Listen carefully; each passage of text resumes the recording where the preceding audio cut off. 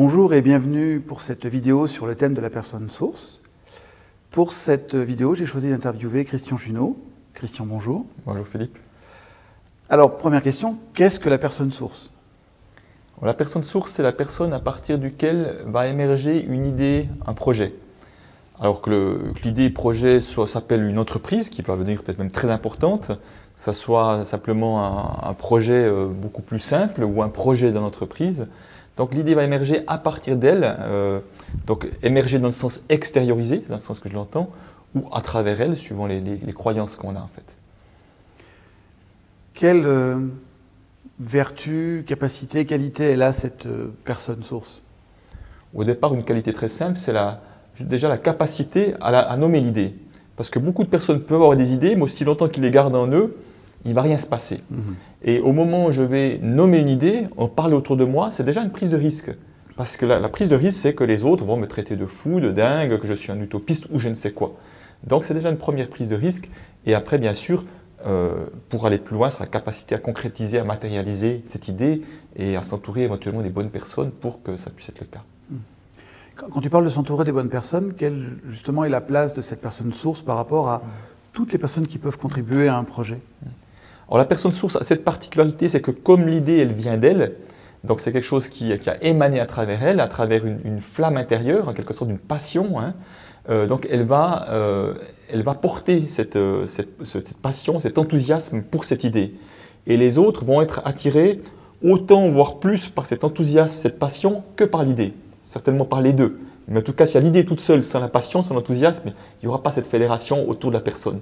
Donc dans ce sens-là, elle est porteuse de la flamme en quelque sorte, qui fait que aussi longtemps que cette flamme est allumée, comme j'ai l'image du feu, hein, dans lequel on met des bûches pour entretenir le feu, aussi longtemps que cette personne source est en lien avec cette flamme intérieure et peut générer cet enthousiasme autour d'elle, elle n'aura pas de problème à trouver du monde qui auront envie de contribuer à la même idée qu'elle. Est-ce que ça veut dire que dans un projet, lorsque nous avons identifié la personne source du projet, il est important qu'elle reste initiatrice des idées à partir de cette flamme dont tu parles, de ce feu intérieur, et que les autres vraiment gardent leur place de soutien technique, financier ou autre? Est-ce que c'est quelque chose comme ça? Alors oui, peut-être j'ai envie de dire, la première chose que j'ai envie d'ajouter, c'est quand tu parles d'identifier la personne source, parce que j'entends bien souvent, on dit oui, nous sommes trois cofondateurs. Oui. Ben, selon l'idée de la personne source, qui vient donc de Peter Koenig, ça n'existe pas. Il y a une seule personne, même si nous sommes trois autour de la table, il y a quand même une personne qui en premier va nommer l'idée et les autres vont s'associer et on va discuter, on va peut-être même avoir une certaine excitation avec cette idée-là. Il y a toujours une personne qui prend ce risque-là.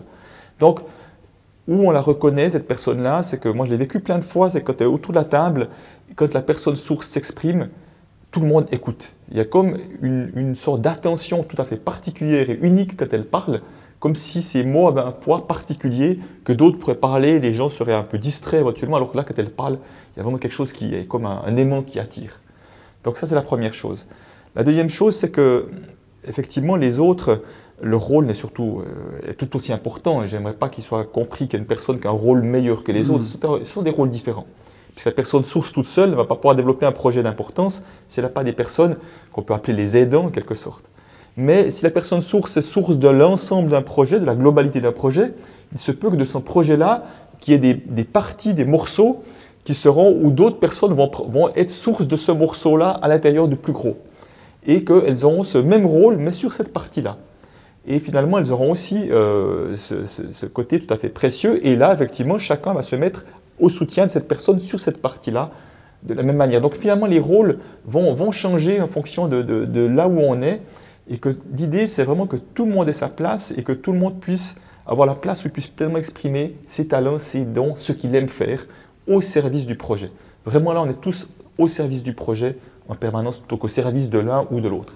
C'est le projet qui est la chose qui nous guide en quelque sorte.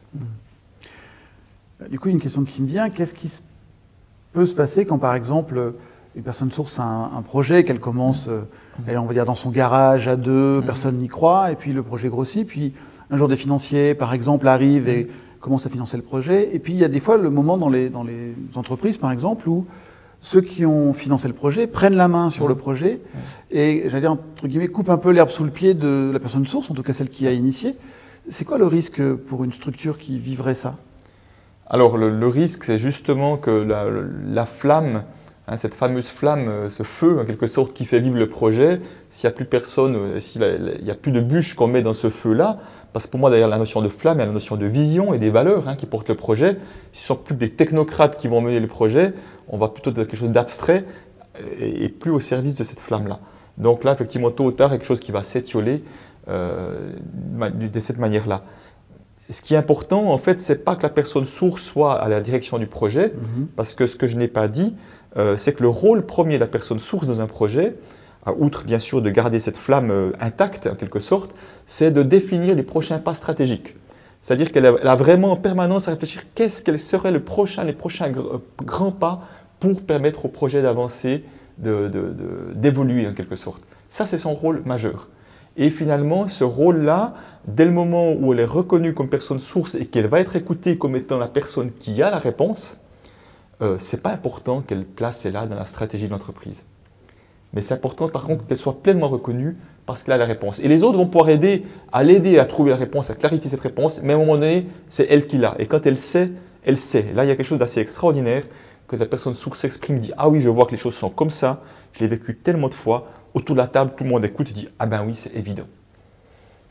Donc en fait, cette personne source, ce n'est pas celle qui serait en haut du podium avec tous les autres autour. Elle est, je vais presque dire, au même niveau que tout le monde, mais pour que ça fonctionne, il faut que chacun soit à sa place. Ouais. Et que celui qui amène son élan, sa compétence financière ou technique reste dans son domaine et laisse la partie initiative ou initiation, je ne sais pas comment dire ça, à cette personne source, c'est ça? Oui, tout à fait. Donc ça veut dire vraiment que ce rôle soit reconnu, accepté par chacun, et qu'il n'y ait pas effectivement, et si c'est le cas, on va éviter les fameux jeux de pouvoir, on essaie de se prendre les places les uns les autres, puisque non, on sait qu'au service du projet, quand chacun est à la bonne place, c'est là qu'il y a la fluidité. Et vraiment, ce mot fluidité, il est important, parce que pour moi, c'est vraiment un mot-clé qui montre que la personne source, elle prenne pleinement sa place, parce qu'il est aussi possible qu'elle ne prenne pas pleinement sa place, ça arrive, qu'elle prenne pleinement sa place et que les autres lui laissent sa place, et que chacun soit au bon endroit, et là, il y a cette notion de fluidité, les choses seront faciles. Donc, avoir cette clarté sur la place de chacun, et notamment de la personne source, ça permet de créer cette dynamique d'équipe qui fait que, par exemple, une équipe de 3 personnes, 1 plus 1 plus 1, va faire en potentiel énergétique plus que 3, si chacun est à sa place. Absolument, largement, absolument. C'est ça, c'est tout à fait ça. Okay. Quel exemple, connu ou célèbre, tu pourrais nous donner d'une personne source et de projets qui sont développés autour de ça, qui ont réussi ou peut-être certains qui ont un peu achoppé? Alors, en tout cas, dans les projets effectivement les plus connus, un exemple typique, c'est celui d'Apple, avec Steve Jobs, qui est à la base de cette immense entreprise. Et on voit qu'à un moment donné, dans l'entreprise, pour X et Y raison, elle a été mise dehors. Et ce qui est intéressant, effectivement, c'est comment elle a été mise dehors alors qu'elle était la personne source et que visiblement personne n'avait repris, il n'y avait pas eu de transmission de la source, parce que ça aurait été possible encore, ça n'a pas été le cas. C'est comme si l'essence de cette entreprise était sortie et l'entreprise a commencé à péricliter. Jusqu'au point, ils sont revenus la chercher et on voit avec quel succès aujourd'hui, et là où on est l'entreprise aujourd'hui. Donc là, c'était typique, c'était la personne source et que sans elle, ce n'était pas possible de continuer en tout cas. Et quand tu parles de Steve Jobs, je pense aussi à toutes ces créations qu'il a pu faire où certains ont raillé ce qu'il imaginait et se sont rendus compte qu'en fait ça se vendait très bien, qu'il y avait une demande autour de ça.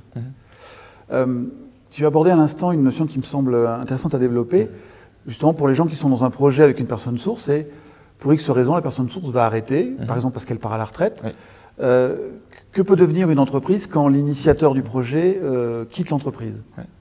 Alors effectivement, ce qui est extrêmement important, c'est qu'il y ait une transmission de ce rôle source et ce qu'on va transmettre, ce n'est pas un rôle sur un organigramme, c'est vraiment encore une fois le feu et l'essence du projet, donc avec les valeurs et la vision. Et ça peut se transmettre de manière inconsciente, dans le sens qu'on voit parfois des entreprises, on dit tiens, c'est le fils ou la fille spirituelle de. C'est typique, la personne qui s'est comme imprégnée de cette essence en quelque sorte et qui va pouvoir vraiment continuer sur cette même lancée, cette même lignée. Donc ça se fait parfois de manière inconsciente. Et parfois ça va se faire de manière tout à fait consciente où on va transmettre comme un... J'aime bien l'idée du bâton, du relais d'athlétisme, quand on transmet le bâton, on va transmettre ce bâton. Et ce que je trouve intéressant de cette image-là, c'est que pour qu'il y ait transmission, il faut qu'il y ait celui qui soit la source, qui lâche le bâton, et celui qui reprend, qui prenne le bâton. S'il n'y a pas ces deux mouvements ensemble, ce n'est pas possible que ça se transmette. Et parfois, ce qui peut arriver, c'est que la personne quitte l'entreprise, on le voit bien dans les entreprises familiales, c'est tout à fait typique, où la personne prend sa retraite, donne ça à son fils par exemple, mais finalement, il n'a pas transmis la source parce qu'il reste quand même porteur du truc, il a quand même envie de contrôler, il va quand même régulièrement dans les bureaux. Et ce qu'on voit régulièrement, c'est que finalement, la personne qui reprend, elle n'a pas d'écoute, elle n'a pas de poids, et qu'on continue toujours de parler d'ailleurs de celui d'avant qui tient toujours ce bâton en quelque sorte. Et donc là, ça ne fonctionne pas. Et de la même manière, effectivement, quand il y a des reprises d'entreprise, des fusions d'entreprise, là aussi, s'il n'y a pas ce passage de témoin ou quelqu'un qui a vécu ça, et je l'ai vécu dans certaines entreprises où quelqu'un à l'extérieur veut imposer sa patte, veut changer la vision, le machin, ça ne marche pas, quoi. Ça ne marche pas. Ou alors on crée une autre entreprise et lui est une nouvelle source de quelque chose. Alors, quand tu parles de la personne source, je trouve ça très parlant. Dans mon expérience en entreprise, en association ou dans des projets plus personnels. Et ça m'éveille une question. Cette chose qui me semble aujourd'hui si évidente, et en même temps j'ai découvert avec toi, comment Peter Koenig l'a mis en évidence? Oui. Alors, ce qui est étonnant dans le message de Peter là-dessus, c'est que lui, il en parlait. Pour lui, c'était quelque chose de l'ordre d'une évidence. Et il était sûr que c'était une évidence pour tout le monde. Comme pour lui, il dit, je n'ai absolument rien inventé, j'ai juste mis des mots sur ce qui a toujours existé. Et voilà, il en parlait comme une évidence jusqu'à que quelques personnes lui disent, mais de quoi est-ce que tu causes? Et au moment où il a commencé à expliquer avec ces mots cette notion de personne source, c'est là qu'il a vu l'écho des personnes en face. Il s'est dit, mais c'est super important ce que tu dis, fais-en quelque chose, des ateliers, des journées là-dessus. Ce qu'il a commencé à faire dans un premier temps, en termes expérimental, au Québec en l'occurrence, avec 18 entrepreneurs, les 18 ont dit « ça me parle complètement ». Et c'est là qu'il a vu, quels que soient les nombreux pays où il est allé, chaque fois les échos sont les mêmes, il met des mots sur ce que les gens sentent, pressentent, mais n'ont pas réussi à mettre des mots, ou il met de la compréhension sur ce qui rend un projet fluide, mais il met aussi de la compréhension sur ce qui empêche parfois dans certaines situations à ce que le projet soit fluide et fonctionne. Je voudrais conclure sur une question en lien avec une mode, en tout cas une pratique en entreprise, qui est l'idée de la décision collégiale. Donc, quelle est ta vision de cette pratique de la décision collégiale par rapport à cette notion de personne source? J'ai envie de dire deux choses. La première, c'est que déjà un grand risque de la décision collégiale, c'est qu'on prenne le plus petit dénominateur commun sur lequel on va se mettre d'accord et finalement on prend une décision sur pas grand-chose. Ce que j'ai pu observer quand on accueille la notion de personne source, qu'on la comprend et qu'on l'accepte, c'est qu'en même temps, j'allais dire, ça se fait comme d'office, c'est-à-dire qu'au moment où la personne source est claire et qu'elle nomme les choses, collégialement, tout le monde est d'accord avec, ça paraît de l'ordre de l'évidence. Mais c'est-à-dire que la manière de s'y prendre est différente. Les processus qu'on va prendre sont différents. Et moi, j'aime beaucoup Peter quand il dit, d'une manière qui paraît un peu provocatrice, mais qui ne l'est pas dans les faits, qui dit la personne source est un bon dictateur. Parce qu'on a l'image du dictateur, bien sûr, comme très négative. Et l'image qu'on a du dictateur, c'est la personne qui est la caméra tournée sur lui et sur son ego, qui est uniquement intéressé par sa personne. Et quand il dit c'est un bon dictateur, c'est dans le sens que la personne source, elle a comme priorité d'être au service du projet.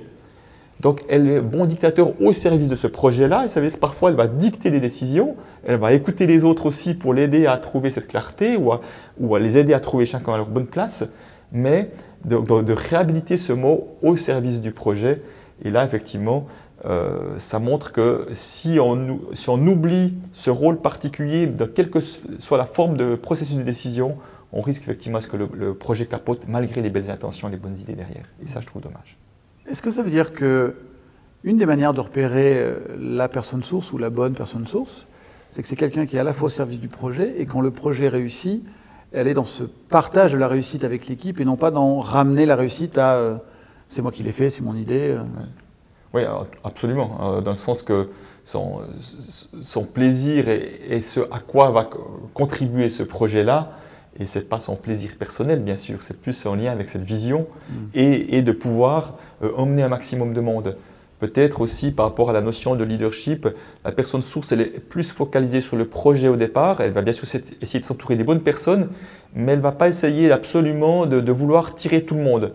C'est-à-dire que les gens naturellement vont aller avec et s'ils ne veulent pas aller avec, ce n'est pas un problème à ce que les gens partent. Finalement, c'est important qu'ils fédèrent, qu'on soit vraiment dans ce courant-là, en fait. L'énergie d'élan. Voilà, l'énergie de cet élan-là, exactement. Et à un moment donné, il y a des personnes qui vont être plus accrochées aux personnes autour d'eux pour entraîner tout le monde et finalement au détriment du projet qui va traîner, qui ne va pas avancer parce qu'on accorde trop d'importance aux autres. Merci Christian pour toutes ces réponses. Merci. Et plus de réponses encore sur le site internet dont l'adresse sera mise en fin de vidéo. Je vous souhaite une belle fin de journée, une belle vie, à très bientôt. Au revoir.